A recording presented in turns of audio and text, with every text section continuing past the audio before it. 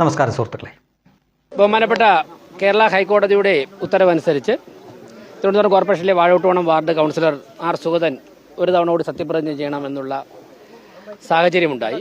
അതിൻ്റെ അടിസ്ഥാനത്തിൽ വിയൂർ കൗൺസിലർ സുഗതൻ ഇന്ന് വിയൂർ ജയിലിൽ സത്യപ്രതിജ്ഞ ചെയ്തതിനെ പറ്റിയോ അല്ലെങ്കിൽ കാപ്പ കേസിൽ പ്രതിയാക്കപ്പെട്ടതിനെ പറ്റിയോ ഒന്നുമല്ല ഞാൻ പറയാൻ പോകുന്നത്. അതൊക്കെ വളരെ വ്യക്തമായിട്ട് തന്നെ തിരുവനന്തപുരം മേയർ വി രാജേഷ് മാധ്യമങ്ങളോട് വിശദീകരിച്ചു കഴിഞ്ഞു. അദ്ദേഹത്തെ ട്രാപ്പിലാക്കാൻ വേണ്ടി പല രീതിയിൽ കുത്തിത്തിരിപ്പ് ചോദ്യമൊക്കെ ആയിട്ട് വന്നിട്ടും അദ്ദേഹം വളരെ കൃത്യമായിട്ട് തന്നെ അവർക്കൊക്കെ മറുപടി കൊടുക്കുന്നുണ്ട്. കുറേ കാലമായിട്ട് നമ്മളത് കാണുന്നതാണ്. ഇവിടുത്തെ മാപ്രകൾ പല രീതിയിൽ അദ്ദേഹത്തെ ട്രാപ്പിലാക്കാൻ നോക്കിയിട്ടും, അതായത് അവർക്ക് പലപ്പോഴും സുരേഷ് ഗോപിക്കെതിരെ വിജയിച്ച അല്ലെങ്കിൽ ആർ ശ്രീലയ്ക്കെതിരെ അവർ വിജയിപ്പിച്ച അത്തരം പരിപാടികൾ 1% പോലും വിജയിക്കാത്ത ഒരു ഇടമാണ് വി രാജേഷിൻ്റെ. മുന്നിൽ മൈക്ക് നീട്ടിക്കൊണ്ട് നിൽക്കുമ്പോൾ ഇതുവരെയും അവർ ശ്രമിച്ചിട്ടും പറ്റാത്ത കാര്യം. അവിടെ ഇപ്പോൾ അദ്ദേഹം ഈ മാധ്യമപ്രവർത്തകരോട് സംസാരിക്കുന്നതും അല്ലെങ്കിൽ പതിവ് പോലെ അദ്ദേഹം മാധ്യമപ്രവർത്തകരുടെ എല്ലാ ചോദ്യങ്ങൾക്കും മറുപടി കൊടുക്കുന്നതും വളരെ ശാന്തമായിട്ട് തന്നെ അവരോട് സഹകരിക്കുന്നതൊക്കെ നമ്മൾ നിരന്തരമായിട്ട് കാണുന്നതാണ്. ഞാൻ അത് പറയാൻ വേണ്ടിയും കൂടെ അല്ല, നിങ്ങൾ അദ്ദേഹത്തിൻ്റെ മുന്നിൽ നീട്ടിപ്പിടിച്ചിരിക്കുന്ന മൈക്കുകളൊക്കെ ഒന്ന് ശ്രദ്ധിച്ചു നോക്കുക. ഇവിടുത്തെ എല്ലാ മാപ്രകളുടെയും മൈക്കുകൾ അവിടെയുണ്ട്. പക്ഷേ പ്രത്യേകത എന്താണെന്ന് ചോദിച്ചു കഴിഞ്ഞാൽ ഓരോ ചാനലിൻ്റെയും ഒന്നിലധികം മൈക്കുകൾ അദ്ദേഹത്തിന് മുന്നേ നീട്ടിപ്പിടിച്ചിരിക്കുന്നത് കാണാൻ സാധിക്കും. നിങ്ങൾക്ക് വളരെ വ്യക്തമായിട്ട് കാണാം. റിപ്പോർട്ടർ ചാനലിൻ്റെ ഒന്നിലധികം മൈക്കുകളുണ്ട്. അതേപോലെ തന്നെ ബിഗ് ടിവിയുടെ ഒന്നിലധികം മൈക്കുകളുണ്ട്. കൈരളിയുടെയും ഉണ്ടെന്ന് തോന്നുന്നു. നമുക്ക് എല്ലാ മാധ്യമങ്ങളും ഉണ്ട്. ഇതൊക്കെ ലൈവായിട്ട് കൊടുക്കുന്നുണ്ട്. ഒരല്പം പോലും മിസ്സാവരുത് എന്ന ഉദ്ദേശത്തോടെ ആയിരിക്കാം ഒന്നിലധികം മൈക്കുകൾ അദ്ദേഹത്തിൻ്റെ മുന്നിലേക്ക് നീട്ടിയിരിക്കുന്നത്. ഇടയ്ക്കിടയ്ക്ക് അദ്ദേഹത്തിനോട് കുത്തിത്തിരിപ്പ് ചോദ്യമൊക്കെ ചോദിക്കുന്നുണ്ട്. പക്ഷേ അദ്ദേഹം അതിൻ്റെ നിയമവശം എല്ലാം കൂടെ പറഞ്ഞുകൊണ്ട് തന്നെയാണ്. ഞാനതിൻ്റെ രാഷ്ട്രീയമൊന്നും പറയുന്നില്ല. കോടതി പറയട്ടെ, കോടതി പറയുകയാണെങ്കിൽ ഞങ്ങൾ കേൾക്കാം എന്ന തരത്തിലാണ്. അപ്പോൾ കോടതിയേക്കാളും വലുതൊന്നുമല്ല ഇവിടുത്തെ മാധ്യമങ്ങൾ. അപ്പോൾ പിന്നെ അവരും ഓക്കെ പറയുകയാണ്, ശരി കോടതി പറഞ്ഞതിന് ശേഷം ബാക്കി കാര്യങ്ങൾ പറയാം. അങ്ങനെ ഒരു ട്രാപ്പിലും പെടാതെ അദ്ദേഹം ഗോളടിച്ചിങ്ങനെ മുന്നോട്ട് പോവുകയാണ്. പക്ഷേ അവിടെ ശ്രദ്ധിക്കേണ്ട കാര്യം, 10 വർഷത്തോളം കേരളത്തിൻ്റെ മുഖ്യമന്ത്രിയായിട്ട് ഇപ്പോൾ പ്രതിപക്ഷ സ്ഥാനത്തിരിക്കുന്ന ഒരു വ്യക്തിയുണ്ട്, പിണറായി വിജയൻ. അദ്ദേഹത്തിൻ്റെ പാർട്ടിക്കാർ തന്നെ ഏതാനും ദിവസങ്ങൾക്ക് മുമ്പ് വലിയ പരാതി പറഞ്ഞുകൊണ്ട് രോധിക്കുന്നൊരു കാഴ്ച നമ്മൾ കാണുകയുണ്ടായി. അതായത് ഈ പിണറായി വിജയൻ്റെ പ്രതികരണങ്ങൾ മാധ്യമങ്ങളൊന്നും 1 മിനിറ്റ് പോലും കൊടുക്കുന്നില്ല എന്ന്. കൈരളി മാത്രമാണ് അദ്ദേഹത്തിൻ്റെ പ്രതികരണം കൊടുക്കുന്നത്.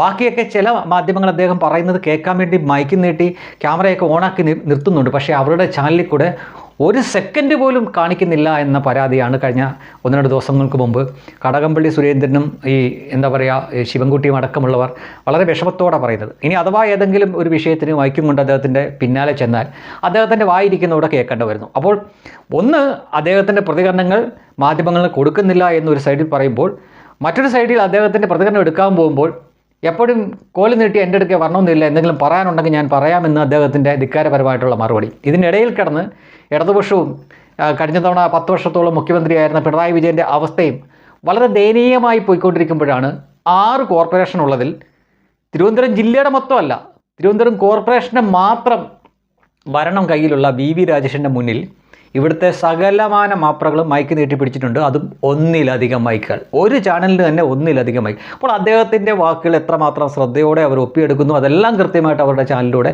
കാണിക്കുന്നു. അപ്പോൾ എത്രമാത്രം മാധ്യമ ഫ്രണ്ട്ലിയാണ് എന്ന് അവർക്കറിയാം. അവരത് അംഗീകരിക്കുന്നു. അവരോട് തട്ടിക്കയറുന്നില്ല. എത്ര ക്ലോസ് ആയിട്ടാണ് മൈക്ക് വെച്ചിരിക്കുന്നതെന്ന് നോക്കുക.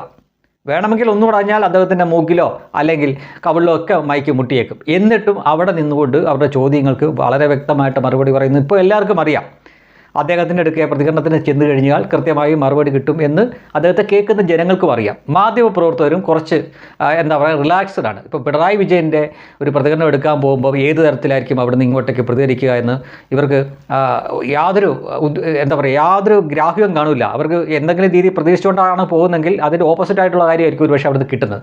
ഇവിടെ അങ്ങനെയൊന്നുമല്ല. ഇവിടെ ചോദിച്ചാൽ കൃത്യമായിട്ടും ഉത്തരം കിട്ടുമെന്നും തങ്ങൾ ഏതൊക്കെ രീതിയിൽ വളച്ചൊടിക്കാൻ നോക്കിയാലും പുള്ളി ആ ചൂണ്ടയിലൊന്നും കൊത്തില്ലെന്നും ഇവർക്കറിയാം. മാത്രമല്ല ജനങ്ങൾ ശ്രദ്ധിക്കുന്നുണ്ടെന്നും, അത് തിരുവനന്തപുരത്തെ ആളുകൾ മാത്രമല്ല, അങ്ങ് കാസർഗോഡ് വരെയുള്ളവർക്ക് വി രാജേഷിനെ അറിയാം. അദ്ദേഹം പറയുന്നത് ശ്രദ്ധിക്കുന്നുണ്ട്. ഇങ്ങനെ വേണം ഒരു മേയർ മാധ്യമപ്രവർത്തകരെയും കൈകാര്യം ചെയ്യാൻ എന്ന് എതിരാളികൾ പോലും പറഞ്ഞുകൊണ്ടിരിക്കുകയാണ്.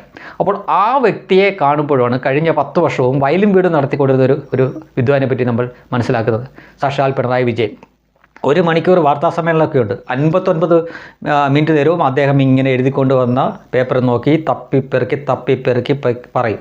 അവസാനം 1 മിനിറ്റ് നേരം മാധ്യമങ്ങൾക്ക് കൊടുക്കും. അപ്പോൾ ആദ്യം കൈരളി ചോദിക്കും, പിന്നെ പീപ്പിൾ ചോദിക്കും, ദേശാഭിമാനി ചോദിക്കും, തീർന്നു, ഇനി നാളെ എന്ന് പറഞ്ഞുകൊണ്ട് ടാറ്റ ബൈ ബൈ പറഞ്ഞ് പോകുന്ന ഒരു കാഴ്ചയും അങ്ങേയറ്റം മടുപ്പിക്കുന്നതായിട്ടുള്ള കാഴ്ചകൾ കണ്ടുകൊണ്ടിരുന്ന് ജനങ്ങളുടെ മുന്നിലേക്കാണ് ഒരു വേറിട്ടൊരു കാഴ്ച കാണുന്നത്. അവിടെ മാധ്യമപ്രവർത്തകർക്കും ഹാപ്പിയാണെന്നേ, അവർക്ക് മറ്റ് ടെൻഷനൊന്നുമില്ല. അവിടെ നിന്ന് ഇറങ്ങിപ്പോകുന്നോ കടക്ക് പുറത്തുനിന്നോ അല്ലെങ്കിൽ ഈ ചില സമയത്ത് ഇപ്പോഴത്തെ മുഖ്യമന്ത്രി വി.ഡി. സതീശൻ പറയുന്ന കണക്ക് നിങ്ങൾ മിണ്ടായിരി ഞാൻ സംസാരിക്കട്ടെ എന്നിട്ടുള്ള തരത്തിലുള്ള കടുത്ത പ്രതികരണം പോലും ഇവിടെ ഉണ്ടാവില്ല. അവർ പറയുന്നത് കേൾക്കുന്നു, അതിന് കൃത്യമായിട്ട് മറുപടി കൊടുക്കുന്നു. അടുത്ത ചോദ്യം അവർക്ക് ചോദിക്കാനില്ലാതെ ഇനി ചോദിക്കാൻ പോകുന്ന ചോദ്യത്തിന് പോലും അദ്ദേഹം മുന്നേ തന്നെ മറുപടി കൊടുക്കുന്നു. അപ്പോൾ വളരെ നല്ല ഒരു രാഷ്ട്രീയ മാധ്യമ ബന്ധം ഇവിടെ കാണാം. മാപ്രകൾ പല രീതിയിൽ അത് അവരുടെ ജോലിയാണ്. കുത്തിത്തിരിപ്പിൻ്റെ ഭാഗമായിട്ട് തന്നെ മാപ്രകളുടെ ഭാഗമായിട്ട് തന്നെ അവർ കുത്തിത്തിരിപ്പ് ചോദിക്കും. അതിൽ സുരേഷ് ഗോപിയെ പോലുള്ളവർ പാവം പെട്ടുപോകും. പക്ഷേ വി രാജേഷിൻ്റെ അടുക്കൽ അത് ചിലവാകുന്നില്ല എന്ന് നമ്മളിപ്പോൾ നിരന്തരമായി കണ്ടുകൊണ്ടിരിക്കുകയാണ്.